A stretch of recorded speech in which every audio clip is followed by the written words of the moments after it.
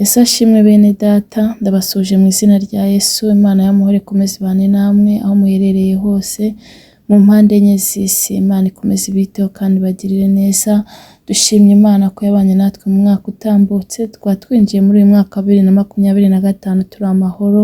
Imana nihabwe icyubahiro. Tugeze muri wa mwanya mwiza wo kuba imbere y'Imana, tugiye gutangira dusenga. Data, mu izina rya Yesu turagushimye, turaguhimbaje, tugushimye ineza yawe n'urukundo rwawe. Tugushimiye ko abanye natwe ukaturinda. Mana, wagize neza, warahabaye, waraturengeye. Ntabwo ari uko twari beza, nta nubwo ari uko twari intungane, ahubwo n'ubuntu n'imbabazi utugirira uko bwije n'uko bukeye. Intambara zari nyinshi muri uyu mwaka, ariko watubereye Imana, watubereye byose. Mwami, turagushimye, uhabwe icyubahiro. Uyu mwaka rero twinjiyemo na Mwami turawukweretse, utangirane natwe muri uyu mwaka, uzawusozanye natwe, tuzabone neza yawe, tuzabone gukora kwawe. Uzaturinde ikibi icyo ari cyo cyose, uzaturinde icyadutandukanya nawe, ahubwo uduhe imbaraga zo kurwanya ikibi n'igisa nacyo, duhe gukiranuka ku gato no ku kanini, kugira ngo Mwami dukomeze urugendo tudacitse intege. Mana, wagize neza rero, ngabana natwe muri uyu mwanya, ariko mbanje guca bugufi kugira ngo twese tuboneze rwose, twejeshe amaraso yamwe ku musaraba Golgotha, utubabarire ibyaha byacu Mwami. Mana, ukimara kutubabarira, tugwaye karibu n'ikaze, ngwino tubere umuyobozi muri byose, kandi unyemerere umwanya ntubimfabusa, ahubwo ubu umugisha ku muntu wari we wese, kandi buri wese urufata umwanya kumva ijambo ryawe, umuhe umugisha utagabanyije. Urakoze kumvishe gusenga, byo mbisenze nizeye mu izina rya Yesu, amen. Tugiye komeza turirimba indirimbo ya 82 mu ndirimbo zo gushimisha Imana. Mwami wakomeretse, nitwe waziraga, wahemuryo Mwami ushinyagurirwa. Kera utaraza mw'isi, wari ufite ubwiza, dore uko bagushyize muri abo bambuzi. Mpindukirira undebe, Mukiza w'ukuri, n'impano y'imbabazi njya nkuboneramo. Yesu warampfiriye, n'ibyanjye wazize, umpa amahoro masa, kuko nkwiringira. Kandi imipfire yawe niyo yankijije, intera kugushima mu kubaho kose. Imbabazi ni zawe, Mucunguzi wanjye, naho urupfu rwantera ntacyakunkuramo. No mwipfa ryanjye Yesu, uzambe bugufi, urupfu ntirunsinda, uzamara ubwoba. Koko umubiri wanjye uzabora uveho, nyamara nzakubona mu maso Mukiza. Mukiza wanjye mfite, ubwuzu nishimwe, ngo ndebe inkovu zawe wagize ku bwanjye. Umpe kunesha rero nk'uko wanesheje, hahirwa uzapfa apfira muri wowe Yesu. Umpe kunesha rero nk'uko wanesheje, hahirwa uzapfa apfira muri wowe Yesu. Reka dukomeze dusoma n'ijambo ry'Imana dusanga mu gitabo cya mbere cy'Abami ibice 19 ku murongo wa 5 kugera ku murongo wa 8. Umutwe w'amagambo uravuga ngo Imana yiyereka Eliya. Reka some mu izina rya Yesu. Nuko yiryamira munsi y'icyo giti cy'umurotemu arasinzira. Agisinziriye marayika araza amukoraho aramubwira ati byuka urye. Arakanguka abona umutsima utaze ku makara n'agacuma k'amazi biri ku musego we. Ararya aranywa arongera ariryamira. Marayika w'Uwiteka agaruka ubwa kabiri amukoraho aramubwira ati byuka urye kuko urugendo ari runini rugukomereye. Nuko arabyuka ararya aranywa, iyo nda ayigenderaho iminsi 40 n'amajoro 40, agera i Horebu ku musozi w'Imana. Iryo ni ijambo ry'Imana. Uyu munsi nifuje ko tuganira kuri iri jambo ry'Imana. Ijambo ry'Imana rivuga ngo byuka wambara imbaraga ukomeze kuko urugendo ari rurerure. Imana itugirire neza. Eliya ahangaha yari ari kwirukanka yihisha umugore wa Ahabu kuko yari yavuze ko ari bumwice, ariko ageze mu nzira arananirwa. Amaze kunanirwa niko kuryama munsi y'iki giti. Natwe rero mu rugendo duhura, kubera ko tuba dufite ibitwirukasa, duhura rero hari aho tugera tugacika intege, hari aho tugera tukisinzira tukiryamira, ariko Imana iratubwiye ngo uyu mwaka wa 2025 nimubyuke murye munywe, nimbyuke ndyenywe, ubundi dukomeze urugendo kuko ni rurerure. Imana itugirire neza. Imana rero irashaka ko muri uyu mwaka twambara imbaraga tugakomeza urugendo kuko urugendo ruracyari rurerure.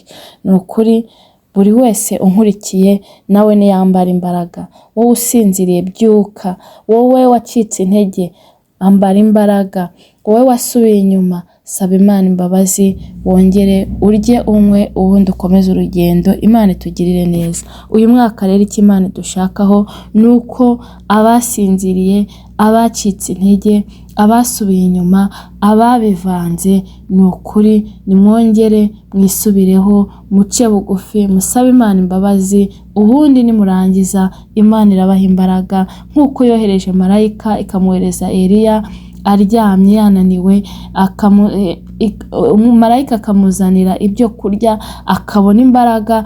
Ngo ibi biryo yariye, umutsima yariye n'ibi yanyweye, aya mazi yanyweye ngo yabigendeyeho amajoro 40 n'iminsi 40. Imana itugirire neza. Urumva kurya umunsi umwe ukagendera umunsi umwe wariye, ubundi uwo munsi wariye umwe ukagendaho iyo minsi yose, ntago umwana w'umuntu yabikora, ariko ku Mana birashoboka. Ijambo ry'Imana riravuga ngo bidashobokera abana b'abantu ngo ku Mana birashoboka. Imana rero itugirire neza. Icyo ishaka nuko buri muntu wese yambara imbaraga muri uyu mwaka 2025. Ejo twaze dusoma ijambo ry'Imana itubwira ngo dusenge tuyoboze Imana inzira, tugomba kunyuramo kugira ngo tuzasoze urugendo amahoro. Imana itugirire neza rero, nimureke twegere Imana tuyisenge, twongere ibihe byo gusenga, twongere twihane, duce bugufi, dukore icyo Imana ishaka, ubundi niturangiza dusaba Imana imbaraga kugira ngo dukomeze uru rugendo, kuko ijambo ry'Imana ratubwiye ngo urugendo ni rurerure. Ni ukuri urugendo ni rurerure, niyo mpamvu tugomba kwegera Imana tukayisaba imbaraga, kandi irohereza marayika atuzanire imbaraga, kandi izo mbaraga zizadufasha muri uru rugendo. Hari ibintu rero bidutera imbaraga muri uru rugendo, ni ijambo ry'Imana. Usoma ijambo ry'Imana bituma dukomeza uru rugendo tudacitse intege. Nimureke rero dukunde gusoma ijambo ry'Imana kandi tunasenge.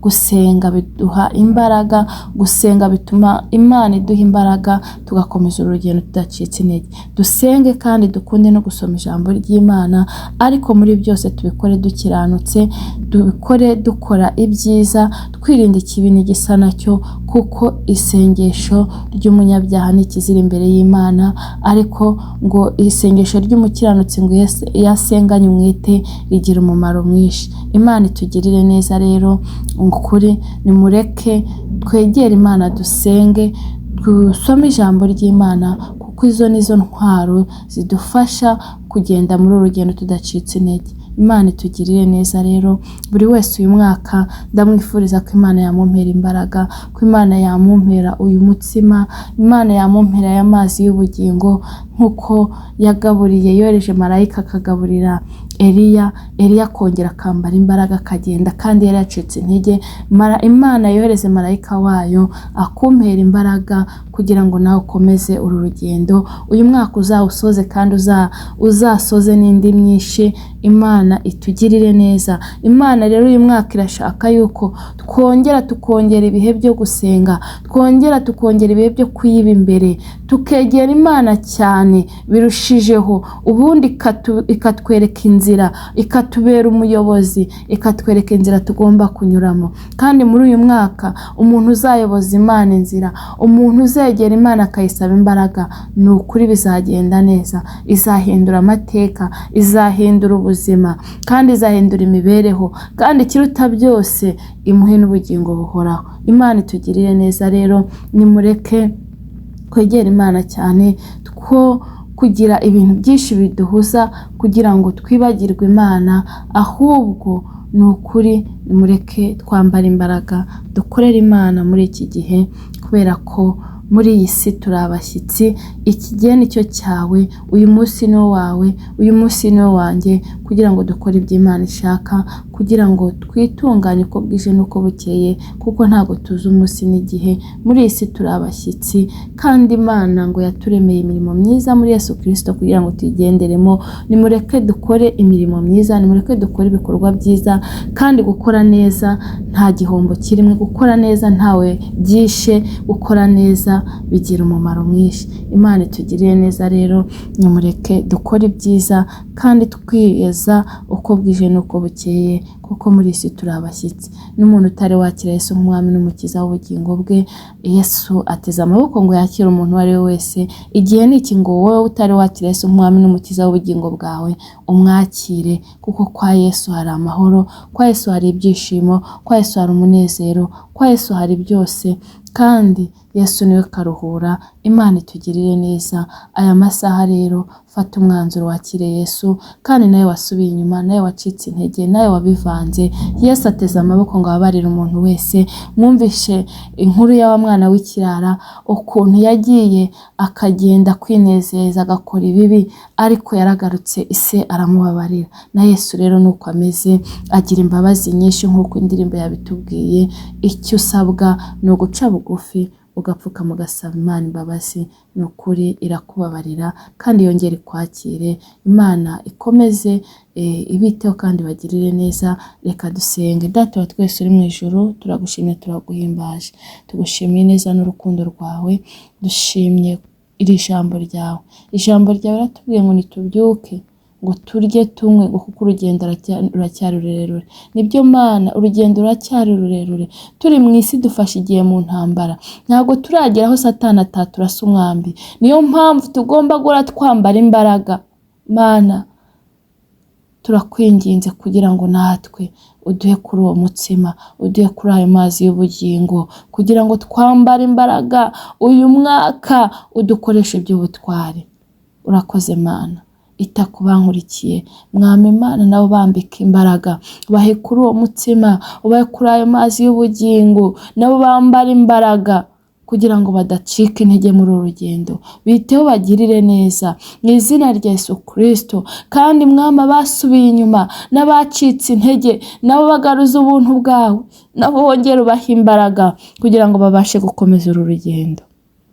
Barwana intambara bazi n'izo batazi, uburinzi bwawe nibubabeho. Komeza ubazigame mu izina rya Yesu Kristo, kandi ukomeze ubagure mu buryo bw'umwuka. Uyu mwaka bazabone kugira neza kwawe, uyu mwaka bazabone ihumure ryawe, uyu mwaka uzabakoresha imirimo n'ibitangaza mu izina rya Yesu Kristo. Dusengeye abarwayi, Mana, bakize, bakoze ukuboko kwawe gukiza. Dusengeye ababyeyi bagitegereje urubyaro. Urashoboye Mwami Yesu, ndabizi, narabibonye Mwami, ntago nabibwiwe n'abandi, ahubwo ngiye narabyiboneye. Iyo uvuze biraba, wategeka bigakomera. Tegeka kuri aba babyeyi bategereje urubyaro, bakira igitangaza cyawe muri uyu mwaka. Mana, igira neza rero, ita ku bafite intimba n'agahinda, baha amahoro yo mu mutima, yayandi utanga atemba nk'uruzi ngo abisi ntibayazi. Ayo mahoro y'abampere mu izina rya Yesu, kubera ko muri wowe harimo umunezero, harimo ituze, harimo amahoro.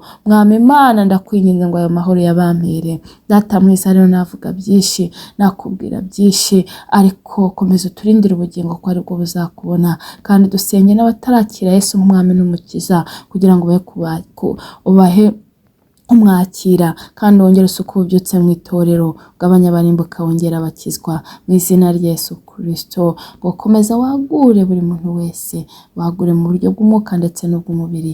Ineza yawe iboneke kuri bo, kandi Mwuka Wera akomeza abaganiriza iri jambo rikora icyo wagambiriye. Byo musenze nizeye mu izina rya Yesu, amen. Mwakoze cyane kubw'uyu mwanya bwo gufata akanya mu kumva ijambo ry'Imana.